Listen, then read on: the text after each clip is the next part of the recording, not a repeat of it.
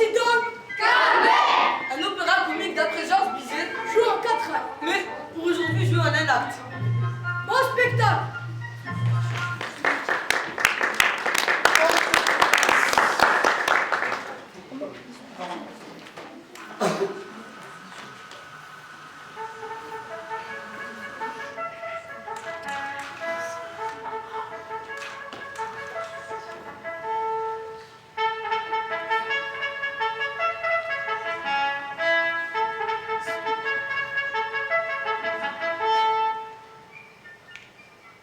Dites-moi, brigadier.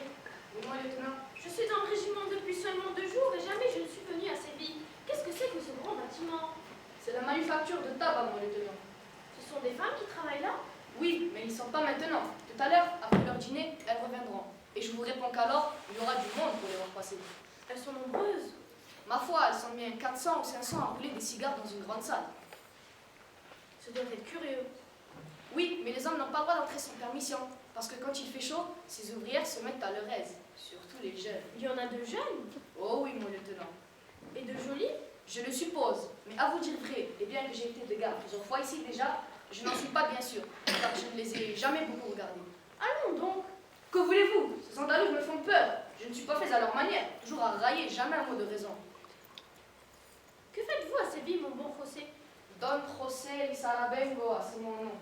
On voulait que je fusse d'église et l'on m'a fait étudier. Mais je ne profitais guère, car j'aimais trop jouer à la pomme. Un jour que j'avais gagné, un gars de la Lava me chercha querelle. J'ai encore l'avantage, mais cela m'obligeait à quitter le pays. Je me fis soldat. Je n'avais plus mon père et ma mère vint s'établir à 10 lieues de Séville.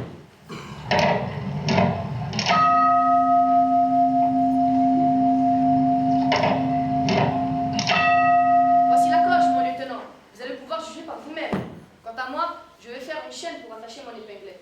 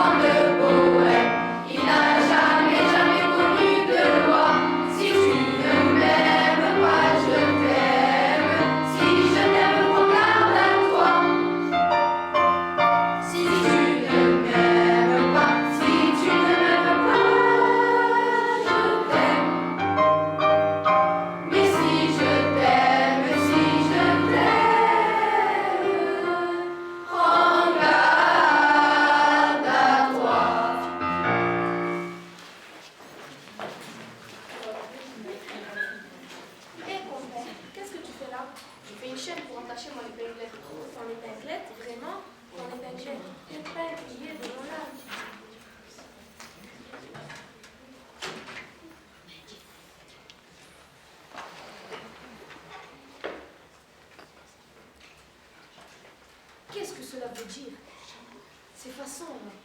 Quelle effronterie. Tout ça parce que je ne faisais pas attention à elle. Alors, suivant l'usage des femmes et des chats qui ne viennent pas quand on les appelle et qui viennent quand on les appelle pas, elle est venue. Avec quelle adresse elle m'a lancé son panuelo, là, juste entre les deux yeux. Ça m'a fait l'effet d'une balle. Certainement, s'il y a des sorcières, cette fille-là en est une. Pas du tout! Si, c'était! Eh bien, qu'est-ce qui arrive? Au secours, soldat! Au secours! C'est un incident! Non, non, ce n'est pas elle! Si, c'était! Pas du tout! C'était Marie! Garde!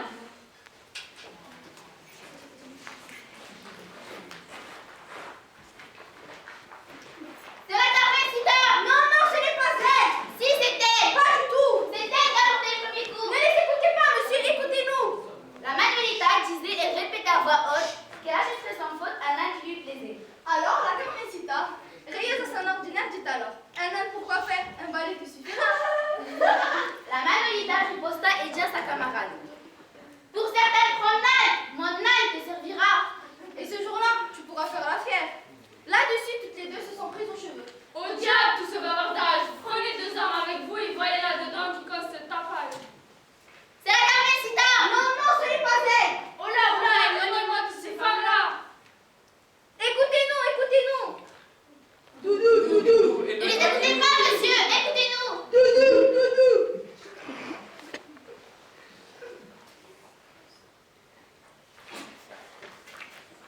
Voilà, brigadier. Maintenant que nous avons un peu de silence, qu'est-ce que vous avez trouvé là-dedans? Eh bien, j'ai vu 300 femmes, criant, hurlant, gesticulant, faisant un tapage à ne pas entendre Dieu tonner. D'un côté, il y en avait une, les 4 fers en l'air, qui criait « Confession, confession, je suis mort !» Elle avait un X sur la figure qu'on venait de lui marquer de 2 coups de couteau.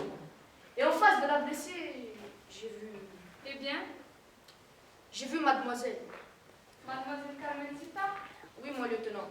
Et qu'est-ce qu'elle disait, mademoiselle Carmencita? Elle ne disait rien. Elle serrait des dents et roulait des yeux comme un caméléon. On m'avait provoqué. Je n'ai fait que me défendre. Monsieur le brigadier vous le dira, n'est-ce pas?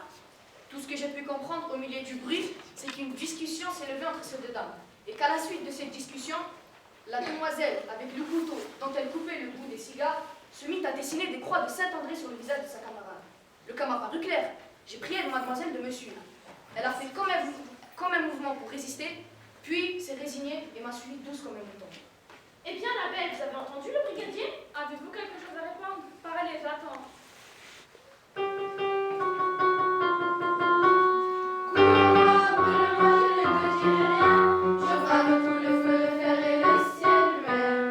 Ce ne sont pas des chansons que je te demande, c'est une réponse. Mon secret, je le garde et je le garde bien. J'en aimerais montrer par en disant que je l'aime. Haha, nous le prenons sur ce ton-là. Ce qui est sûr, n'est-ce pas, c'est qu'il y a eu des coups de couteau. Et c'est elle qui les a donnés. Et vous avez la main leste, décidément. Trouvez-moi une corde. Prenez, attachez-moi ces 2 jolies mains. C'est dommage, car elle est gentille. Aussi gentille que vous n'en iriez pas pour faire un tour à la prison. C'est vous qui la conduirez.